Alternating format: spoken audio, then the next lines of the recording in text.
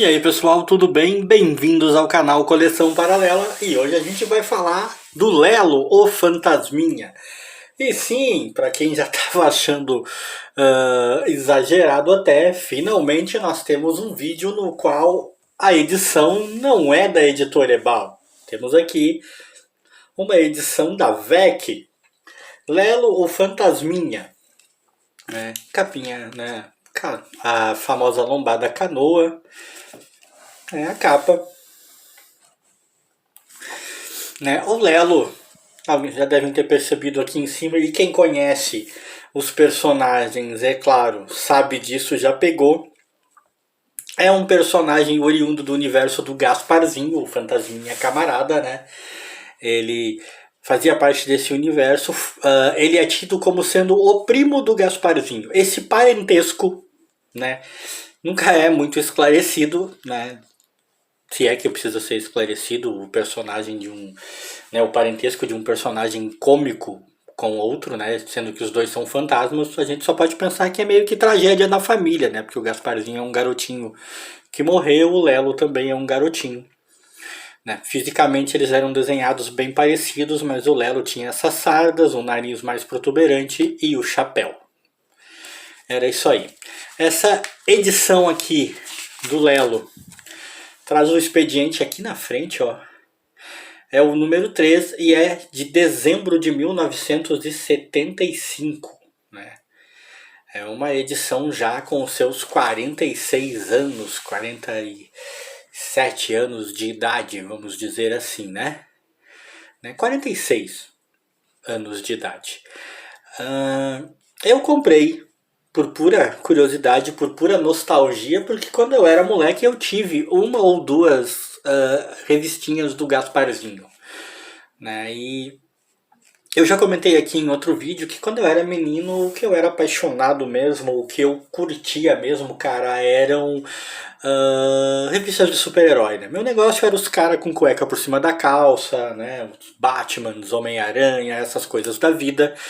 E eu lia pouco disso aqui, eu me interessava pouco, mas várias dessas edições acabavam chegando na minha mão e eu tive Gasparzinho. E eu conhecia esse personagem, o Lelo, né, que aliás só se chamava Lelo aqui no Brasil, obviamente, do desenho animado. Curiosamente, numa dessas coisas que às vezes a gente não explica, meio que coisas do Brasil, o Lelo aqui no Brasil falava errado, né? Ele falava de maneira engraçada. Tem aqui, ó, para vocês entenderem, ó. Quem está agindo em meu território, o que pra mim, pelo menos, torna a leitura bem chatinha, tá? Eu não gosto de ficar lendo essas expressões erradas assim do personagem. Mas aqui no Brasil eles acharam de dar essa característica para ele, que ele falava errado. No original, lá nos Estados Unidos, ele não falava errado não, ele falava assim com o sotaque do Brooklyn. Aqui eles resolveram substituir o sotaque por ele falar errado. A revista vinha com anúncios de outros personagens do universo do Gasparzinho, como Luísa, a Boa Bruxinha, que aliás faz parte da edição. E antes de eu partir aqui para o sumário, deixa eu contar uma coisa curiosa. Quando eu adquiri essa edição e mais tarde fui ler, eu me deparei com essa página aqui toda em azul, sem numeração, com uma história, né, que não tem título, não tem nada, né, e eu pensei assim, desculpa aí, eu pensei assim, fui enganado, né, tá faltando uma página na história, alguma coisa assim. Mas daí você abre a revista, vem pro sumário aqui, pro expediente, e você descobre que não. Que isso aqui, sei lá, é uma espécie de bônus, alguma coisa assim. Porque a revista mesmo, né, ela se considera que começa na página 5. Ó, página 5. Né? Lelo em tudo molhado. Né? Tudo molhado. E ela curiosamente tem essa primeira historieta ali na frente, sem título, sem nada, que, como eu falei, meio que um bônus, alguma coisa assim, porque muitas revistas na época, principalmente essas mais voltadas para o humor, tinham na última página, aqui ficava o expediente, né? E aqui na última página ficava uma historinha curtinha. Eu suponho que no caso do Lelo, né, eles meio que substituíram por uma história que ainda vem antes do expediente, que é um pouco maior. Só que sem título, mesmo aquelas histórias curtinhas nas últimas páginas costumavam ter título, né? É bem curioso, né? A VEC colocava assim, ó, os livros de ouro da juventude. E o Lelo é um personagem, né, totalmente voltado para o público infantil, com historinhas fantasiosas, né, e engraçadas.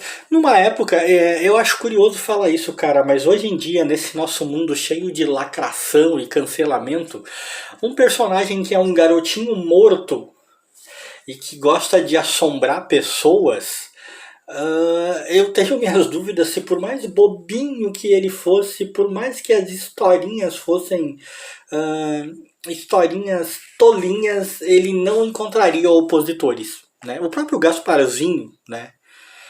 O primo famoso do Lelo, não sei se hoje em dia não encontraria opositores, porque as pessoas se incomodam com tanta coisa hoje em dia, né? Essa questão da lacração é tão forte hoje em dia que um simples personagem de quadrinhos, né, de historinhas bobinhas de humor feitas para dar risada e que tinha desenho animado para TV, hoje em dia poderia se converter, sim, em razão para debate. Já nessa época, né, cara, era uma época de tudo mais simples. Olha o que a revista anunciava, olha os livros que a revista anunciava, né? Temas pesados. E não tinha problema. Eu já mostrei numa outra revista aí, até um anúncio de uma revista para adultos, né? Numa uma prima pobre da Playboy, vamos dizer assim. E não tinha problema. O mundo era mais simples, né? Aquela velha coisa de a gente era feliz e não sabia. As historinhas do Lelo, né, voltando para ele, tinham um verdadeiro desfile de personagens do desenho animado. Isso eu acho até muito gostoso, né, cara? É legal. E devia ser muito legal para quem acompanhava os desenhos na época, você realmente encontrar na revista os mesmos personagens que você via no desenho. Ó, tem o trio Assombro, ó. Quem não lembra deles? E queremos um anúncio, ó. Pinga Fogo e Carequinha. Esses caras eu não conheço, confesso. Tinha, como eu falei, a Luísa, né, a bruxinha boa. E as histórias seguiam todas essa mesma indicação, né? Fantasia com muito humor, um humor pastelão, um humor bobinho, sem grandes pretensões, na mesmíssima pegada do desenho animado. Aparecia também o Brasinha. Ó, eu confesso que quando eu me deparei com o Brasinha nessa edição, eu fiquei curioso. Eu nunca imaginaria que o Brasinha tinha alguma ligação qualquer que fosse com o Gasparzinho na época. E eu não lembro nunca dele ter aparecido no desenho animado. Eu acho que talvez ele seja uma exceção na revista de um personagem que não aparecia. Tem um vídeo aí no canal sobre o Brasinha, eu recomendo, quem quiser ver aí, por favor, dá uma olhada lá. Eu tenho uma edição do Brasinha, até em formato grande, em formato diferente. Tinha histórias do Gasparzinho, claro, não poderia deixar de ter, né? Carro-chefe desse, vamos dizer assim, universo de fantasminhas. E todas as histórias eram bastante curtinhas, tanto que tem muita história nessa revistinha, né, cara? Tem muita história nessa revistinha. Né? Uma revistinha fininha aí, né? Não tem um grande número de páginas, olha só, 50 páginas. E, mesmo assim, é recheada de historinhas. E eu li quando eu comprei e eu gostei do que eu li, cara. Sabe aquela coisa que você lê e você não se arrepende? Né? Eu realmente me transportei para o passado, eu realmente me lembrei da época em que eu acompanhava Gasparzinho e me deu vontade de ter uma edição do Gasparzinho que eu não tenho e pretendo ter ainda. Quem gostou, deixa like.